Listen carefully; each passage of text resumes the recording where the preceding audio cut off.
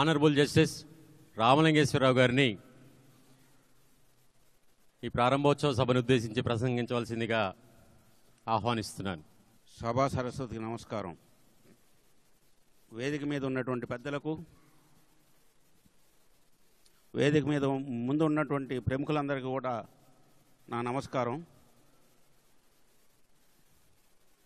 ఈ తానా సమావేశాలకి నేను అనుకోని అతిథిని. ఆ విధంగానే ఇవాళ ప్రసంగీకుల్లో కూడా నేను అనుకోని ప్రసంగీకుణ్ణి. నాకు ముందు నేను ప్రసంగించాలన్న విషయం తెలియదు, కానీ ఇంతటి సదవకాశం వచ్చినందుకు ఇచ్చినటువంటి కార్యకర్తలందరికీ కూడా నా ధన్యవాదాలు తెలుపుతున్నాను. మన దేశాన్ని, మాతృదేశాన్ని వదిలి పరాదేశంలో ఉన్నా కూడా మన తెలుగుతనాన్ని మర్చిపోకుండా గత 40 సంవత్సరాలుగా కూడా గుర్తు చేసుకుంటూ ఈ విధంగా సమావేశాలు ఏర్పాటు చేయడం అనేది చాలా అభినందించదగ్గ విషయం. నేను వ్యక్తిగత పర్యటనలో భాగంగా ఈ అమెరికాని గత 3 వారాలుగా చూస్తున్నాను. మనం వివేకానందుడు చెప్పినట్టు పాశ్చాత్య దేశాల నుంచి కూడా మనం నేర్చుకోవాల్సింది ఎంతో ఉంది. అలాగే మన దేశంలో ఉన్న మంచిని కూడా వీరికి పంచవలసిన అవసరం ఉంది. మన తెలుగుతనాన్ని కొద్దిగా మర్చిపోకుండా ఈ సమావేశాలు, మన ఆత్మీయతలు, మన అనురాగాలు, మన అనుబంధాలు పెంచుకుంటే బాగుంటుంది అనుకుంటున్నాను. ఎందుకంటే నిన్న బ్యాంక్వెట్లో జరిగిన చిన్న సంఘటన చెప్తున్నాను. ఇక్కడ వడ్లమాని సుబ్రహ్మణ్యం గారు ఎన్నో సంవత్సరాల క్రితం డాక్టర్గా వచ్చి స్థిరపడ్డారట. వారి అమ్మాయి ఉంది, ఇవాళ ఫాక్స్ న్యూస్లో యాంకర్గా పనిచేస్తోంది. ఆమె మాటల సందర్భంగా మనం తెలుగులో మాట్లాడుతూ ఉంటే చాలా ఎగ్జైట్ అయింది. అయినప్పుడు నేను అడిగాను, అమ్మా నీకు తెలుగు వచ్చా అంటే, మా నాన్నగారిని నేను బ్లేమ్ చేస్తున్నాను, నాకు చిన్నప్పుడు తెలుగు చెప్పలేదని. కాబట్టి అటువంటి విషయం జరగకుండా మీ వారసులందరికీ కూడా ఈ దేశంలో గుర్తింపు పొందినా కూడా మన తెలుగును మర్చిపోకుండా, మన తెలుగు సంస్కృతిని గుర్తుండేలా చేస్తే కలకాలం కూడా మన సంస్కృతి, భాష నిలబడుతుందని ఆశిస్తూ నాకు ఈ అవకాశం ఇచ్చిన మీ అందరికీ కూడా కృతజ్ఞతలు. తెలంగాణ రాష్ట్ర Pradesh Congress working committee president, రాష్ట్ర శాసనసభ్యులు శ్రీ మల్లు భట్టి విక్రమార్క గారిని తమ సందేశాన్ని వినిపించవలసిందిగా ఆహ్వానిస్తున్నాను. డాక్టర్ జంపాల చౌదరి గారికి,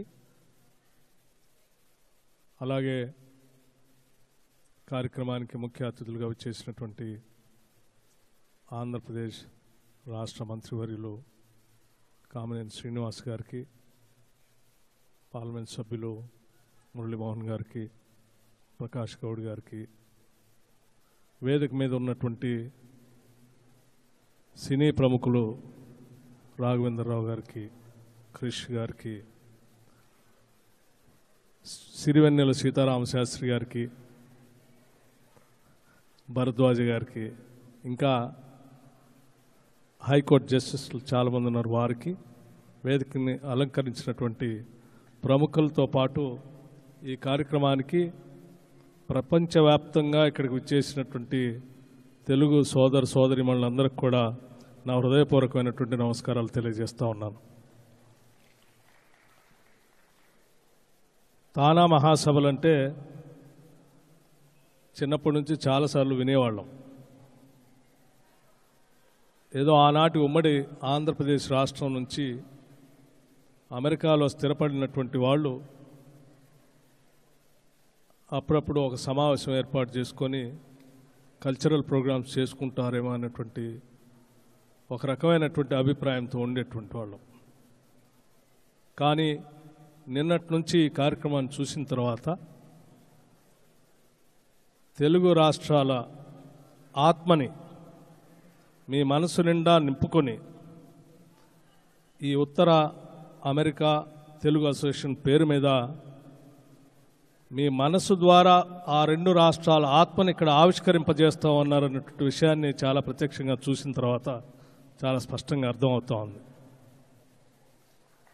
దేశం కానీ దేశానికి వచ్చి సుదూర ప్రాంతాల నుంచి మీ మేధస్సుతో ఇక్కడ ఉన్నటువంటి ప్రజానికాన్ని మెప్పించడమే కాకుండా ఆ రెండు రాష్ట్రాల ప్రగతిని కూడా అమెరికాలో రెపరెపలాడిస్తున్నందుకు మీ అందరికి కూడా తెలంగాణ రాష్ట్రం తరఫు నుంచి ప్రత్యేకమైనటువంటి అభినందనలు తెలియజేస్తూ ఉన్నాను.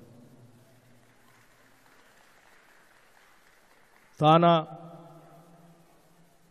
అధ్యక్షులకి అట్లాగే వారి కార్యవర్గ సభ్యులకి కార్యక్రమంలో పాలు పంచుకున్నటువంటి పెద్దలందరికీ కూడా నన్ను ఇక్కడ ఆహ్వానించినందుకు, ఇందులో భాగస్వామిని కావటానికి అవకాశం కల్పించినందుకు మరొకసారి నా హృదయపూర్వకమైనటువంటి నమస్కారాలు తెలియజేస్తూ, మీరు తానా అసోసియేషన్ ద్వారా మీరు పుట్టినటువంటి గడ్డ కోసం మీరు చేసేటువంటి సామాజిక సేవా కార్యక్రమాలు గతంలో ఏ రకంగా చేశారో భవిష్యత్తులో కూడా అంతే పెద్ద ఎత్తున చేస్తారని, చేయాలని మనస్ఫూర్తిగా కోరుకుంటూ, ఆశిస్తూ, మీ చేసే కార్యక్రమాలన్నీ కూడా దిగ్విజయం కావాలని మనస్ఫూర్తిగా కోరుకుంటూ సెలవు తీసుకుంటున్నాను. జై హింద్. ధన్యవాదాలు సార్. ప్రముఖ పారిశ్రామికవేత్త రఘురామ కృష్ణరాజు గారిని మాట్లాడవలసిందిగా ఆహ్వానిస్తున్నాను. సభకు నమస్కారం. ఇక్కడ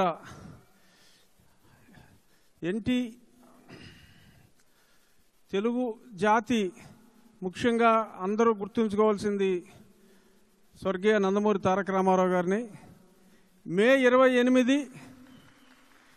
28 ఆయన పుట్టినరోజు నాడు ఈ తానాని, అది యాదృచ్ఛికంగా జరిగిన తెలుగు జాతి గౌరవాన్ని మనలో మనం గొప్పగా చెప్పుకుంటున్న దాన్ని ప్రపంచం నలుమూలలకి చాటి చెప్పింది రామారావు గారు. అటువంటి రామారావు గారు పుట్టినరోజు నాడు 1977లో ఈ తానా అనేది స్థాపించబడటం, అది ఇట్స్ ఎ గ్రేట్ కోఇన్సిడెన్స్. అదే 77లో ఇప్పుడు అదే ఎన్టీ రామారావు గారు అడవి రాముడు సినిమాతో మా డైరెక్టర్ రాఘవేంద్రరావు విజయ ప్రస్థానం స్టార్ట్ చేశారు. ఈరోజు రామారావు గారి ఫోటో మ్యూజియంకి రాఘవేంద్రరావు గారు ఇనాగ్రేట్ చేయటం, ఇవన్నీ కూడా యాదృచ్ఛికంగా జరిగినా కూడా ఏదో భగవంతుడి ప్రేరణ, పైనుంచి స్వర్గీయ ఎన్టీ రామారావు గారి ప్రేరణ ఉందనే నేను భావిస్తున్నాను. ఇక్కడ ఆంధ్రదేశంలో ఈ మధ్యన తెలుగు మాట్లాడటం తక్కువైపోతుంది. అంటే గవర్నమెంట్ ఫంక్షన్స్లో తెలుగు బోర్డులు పెడతలేదని ముఖ్యంగా ఏ రోజు పేపర్లో చూసినా ఘోషించే ఒకే ఒక్క తెలుగు వ్యక్తి శ్రీ యార్లగడ్డ లక్ష్మీప్రసాద్ గారు. అటువంటి యార్లగడ్డ లక్ష్మీప్రసాద్ గారికి లైఫ్ టైమ్ అచీవ్మెంట్ అవార్డు ఇవ్వటం, ఆంధ్రదేశంలో ఆయన చేయవలసిన, తెలుగు కోసం చేయవలసిన కార్యక్రమాలు ఇంకా చాలా ఉన్నాయని తానా వాళ్ళు గుర్తు చేసినట్టుగా నేను భావిస్తున్నాను. మీ అందరికీ వెనకాల వెన్నంటి మేము ఉంటాం సార్.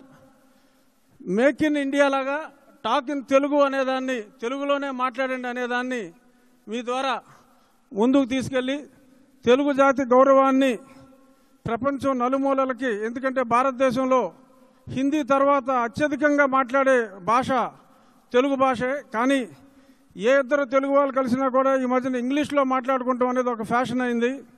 అది అనారోగ్యం. ఇద్దరు తెలుగు వాళ్ళు కలిసినప్పుడు తెలుగులో మాట్లాడకపోతే మనం సిగ్గుపడదాం. ఈ రోజు నుంచి తెలుగు భాష ముందు ఇంకా ప్రపంచం నలుమూలలకి వ్యాప్తి చేయాలి. ఇందాక స్టేజ్ మీద నేను ఆడపిల్లలను చూశాను, చక్కగా లంగా ఓణీలతో. మన తెలుగు జాతి, మన ఆంధ్రదేశంలో ఎవరో లంగా ఓణీలు వేసుకోవట్లేదు, అమెరికాలోనే కనపడుతుంది. మన రెండు జడలు, ఇటువంటి ఈ చీరకట్టు కానీ ఈ తెలుగు తనం అంతా అమెరికాలో కనపడుతున్నట్టు మన తెలుగు రాష్ట్రంలో కూడా కనపడాలని కోరుకుంటూ సెలవు తీసుకుంటున్నాను. Thank you sir.